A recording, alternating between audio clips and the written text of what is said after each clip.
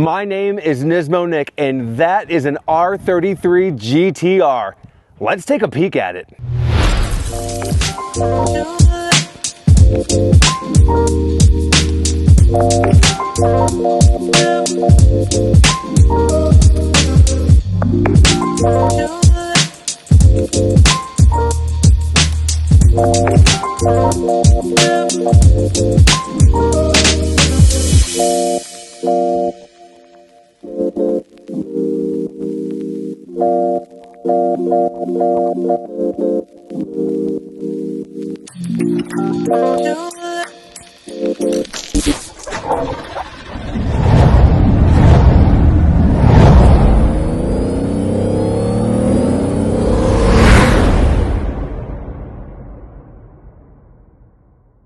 So let's talk R33 GTR. They came out in 1995 and this generation ran through 1998. Behind me is a V-Spec model which has a upgraded version of that all-wheel drive. It has an active limited slip differential and it sits just a little bit lower because of the sportier suspension. R33 GTR is mechanically identical to the R32 GTR, aside from the oil pump drive collar that was widened as it was a known failure in the R32 generation. Since I'm up front with the R33 GTR, let's talk about it. The R32 GTR everybody loves, as well as the R34, but the R33 is kind of the slept-on one, but we all know when we fell in love with it. Do you remember when we fell in love with the R33? I'll tell you. We all fell in love with the R33 in The Fast and the Furious. You remember that iconic scene of the yellow GTR pulling up to Toretto's, we all know as Bob's Market in LA, with a line of other Nissans and yes, the white Jetta.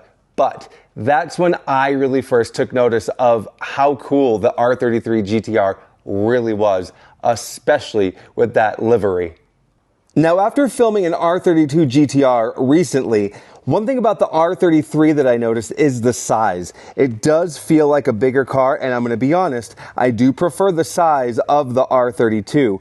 But being that this is mechanically identical, it still feels like I'm driving the same car. What I will say about the R33 GTR is I do prefer the interior over the R32. I think that the seat is a little bit more American style, as it's not as, doesn't hug you as the R32 seat does. Looking around, it's a little bit nicer. It's a little bit wider. For the most part, it looks identical. But if I had to choose which interior I'd want to sit in, it would be this one if it were inside the R32 GTR. Now let's talk about this R33 GTR. First of all, it is for sale, so if you are located in Arizona or you want to ship it to your door, I will put some information below on how you can do that. Now, this one has some aftermarket aero, it has aftermarket wheels and exhaust, and it's got just about 89,000 miles, 89,000 miles, and it drives phenomenal. It feels just like the R32, but a little wider and a little bit more, I guess, just modern. More modern of a steering wheel, the door cards are a little bit nicer, but I know I've mentioned the R32 a lot, but this is still a badass GTR. Now, in my last video that I shot with a GTR, which happened to be an R32, I made a comment about how the rear taillights reminded me of a Chevy Impala. Well, now the R33 GTR had a ton of special editions. There was the LM, there was the LM Limited, there was the Nismo 400R. It was just a really heavily utilized platform to make so many special versions of the R33. Now, I chose to film the R33 GTR surrounded by a ton of Z cars, and the Z car has its own very rich and very long heritage, and they are very special cars. But I still think that for Nissan, the R33 GTR and kind of all of the GTRs have their own kind of spot in Nissan history, and I think that yes, the GTR is truly Nissan's halo car. Nissan even used the R33 LM as their new GT1 race car. I don't know if you guys know this, but Nissan has a very extensive racing heritage, and it's really special, and the GTR has some really rich history that, we should talk about in another video.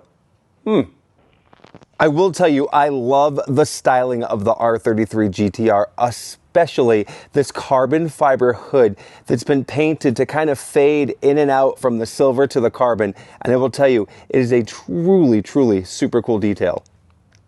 So what do I think of the R33? I love it. What I love the most about it, though, is that the Stagia 260 RS is a lot of R33 in that, and I think that's cool as well. I love the interior of the R33 over the 32 for sure, but I also love, I think, just honestly, that history of connecting it to the Fast and the Furious. That was just such an iconic scene, an iconic car, and it just doesn't get any better than having those memories of when you fell in love with a car.